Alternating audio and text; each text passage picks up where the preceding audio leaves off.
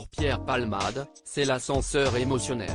Après la parution d'un nouveau rapport attestant que l'enfant qui a trouvé la mort à la suite de l'accident de voiture du 10 février dernier est bien décédé intra-utérus, ce qui a éliminé les charges d'homicide involontaire, l'humoriste se voit maintenant désigné comme seul coupable de l'incident.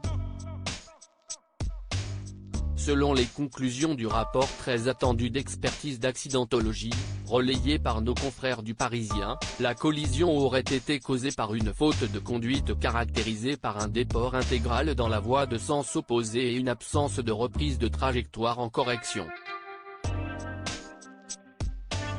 Toujours selon le rapport, aucun paramètre extérieur n'est venu perturber la conduite de Pierre Palmade, qui se dirigeait vers Villiers-en-Bière, via la RD 372, une route large et en parfait état, indiquent les conclusions des experts en accidentologie. Côté équipement, la voiture n'est pas non plus mise en cause. Elle a été identifiée comme un véhicule en parfait état et récemment révisé et passé au contrôle technique. Le comédien est donc désigné comme seul fautif de l'accident et le rapport n'oublie pas de noter les circonstances aggravantes qui ont fait les gros titres de la presse en février dernier.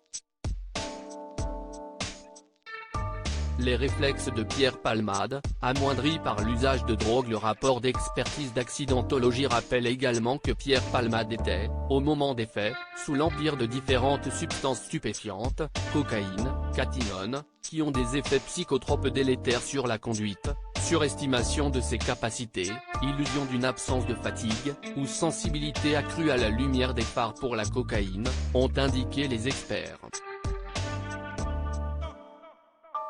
Des facteurs aggravants pointés du doigt dans cette enquête, qui pourraient expliquer les déports approximatifs du comédien. Les effets psychotropes ayant naturellement dû avoir des conséquences sur les capacités normales du conducteur.